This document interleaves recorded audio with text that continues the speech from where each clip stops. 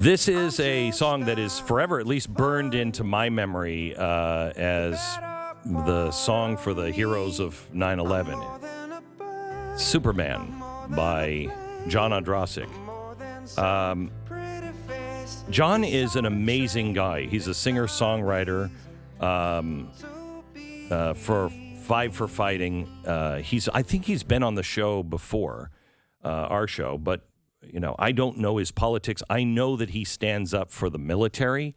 I know that he is trying to do good with his power and his career.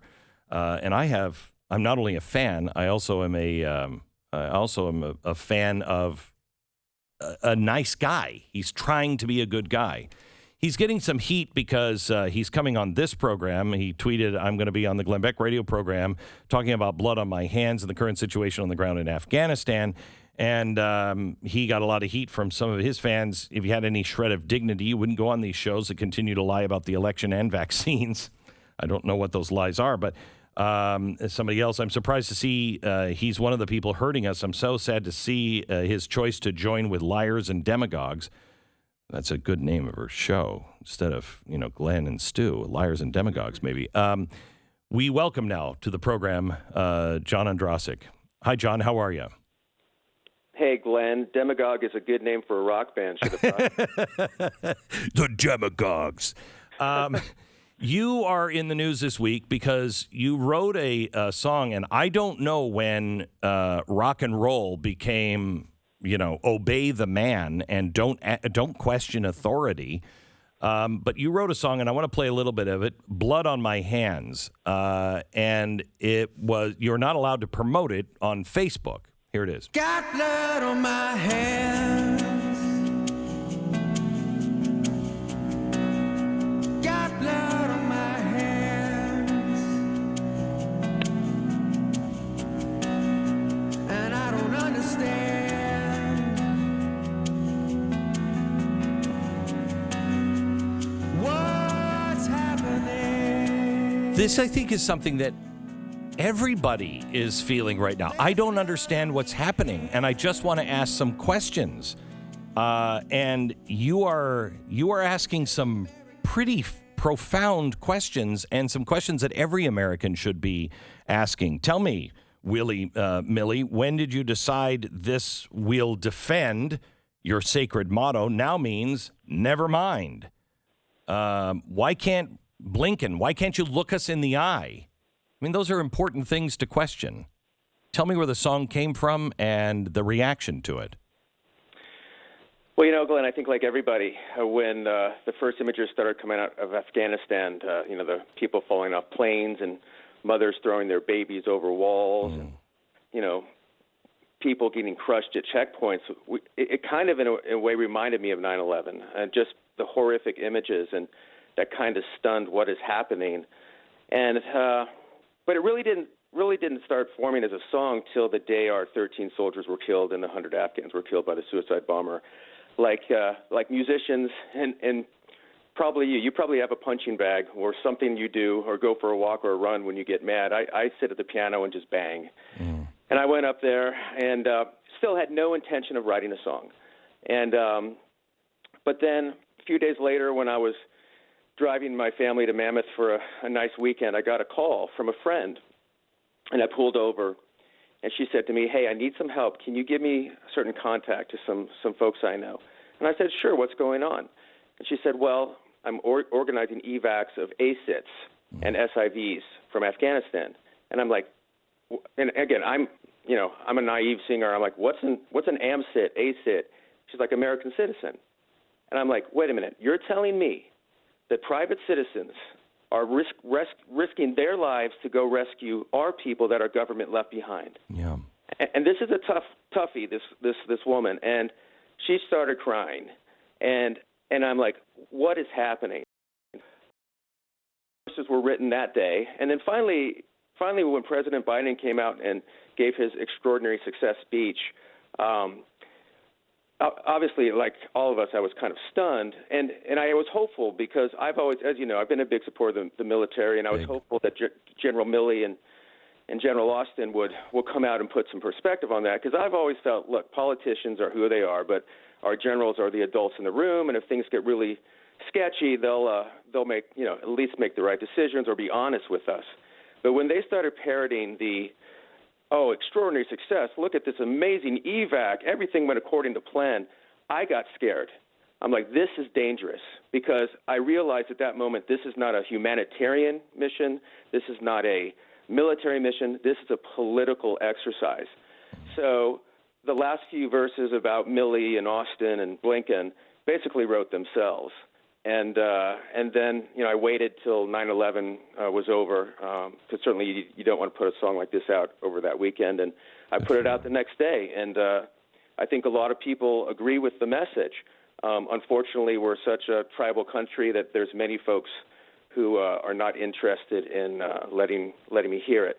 And I'm not accusing Facebook of that, because I think this was more of an algorithm thing. But the problem is, that we've seen so many examples of censorship from big tech that when something like this happens, it's hard to give them the benefit of the doubt. But it's getting out there. People are resonating.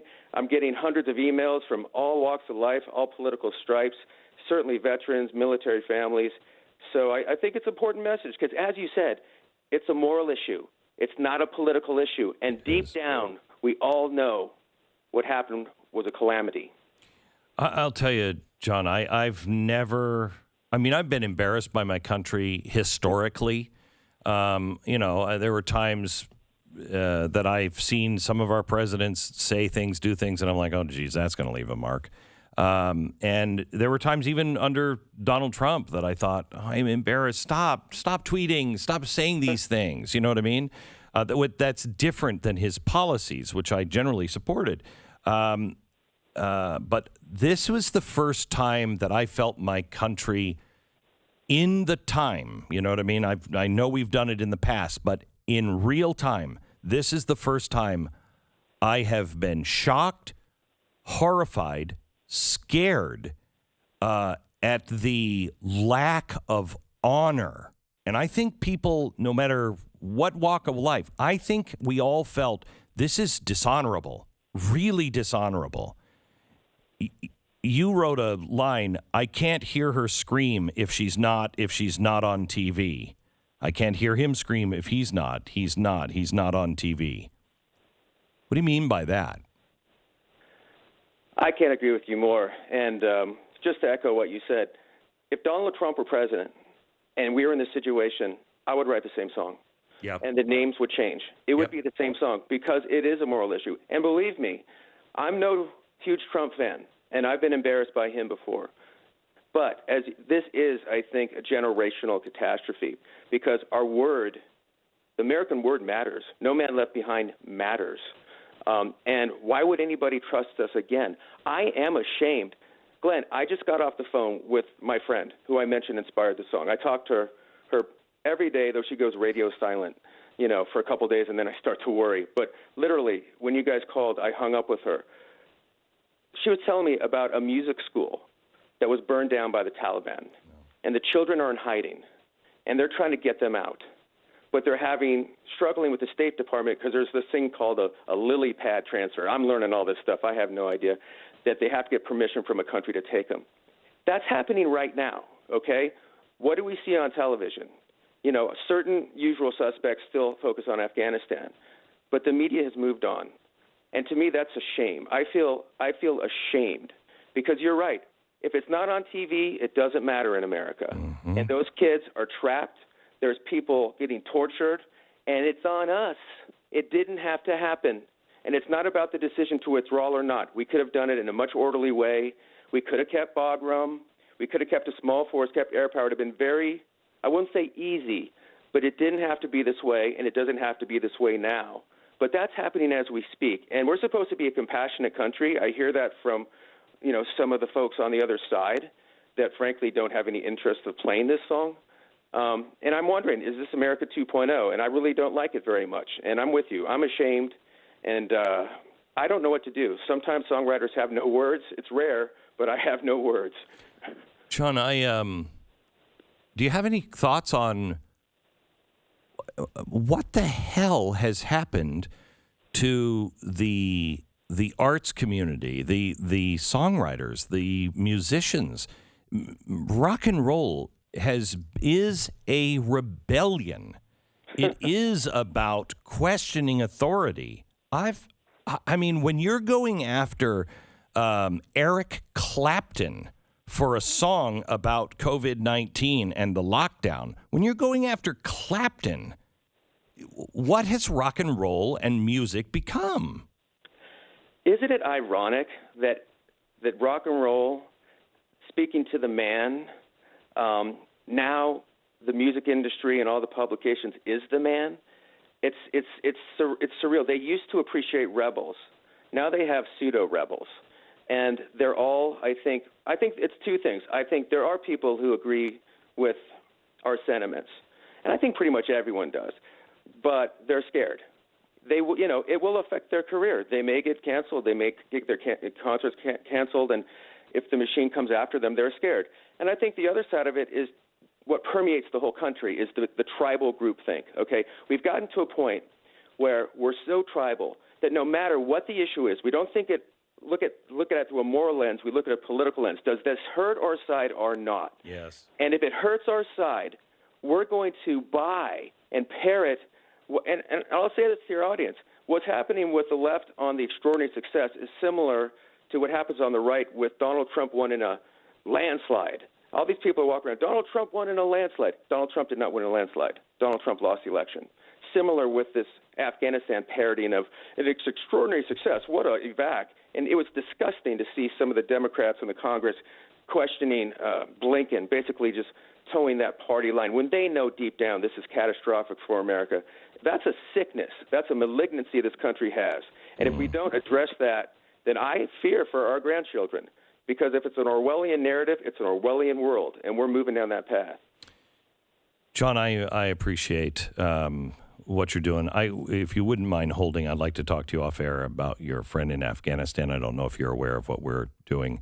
I can't make any promises, but I can at least see if we can help at all. It is, if our country isn't going to do it, it is our personal responsibility that we do the right thing, even if our country doesn't. John, thank you. Hold on for just a second. If you want to hear the song, you can find it pretty much anywhere. Blood on My Hands. It is a song that is not sticking it to the man, is asking the man, what the hell is going on? I think we deserve some answers.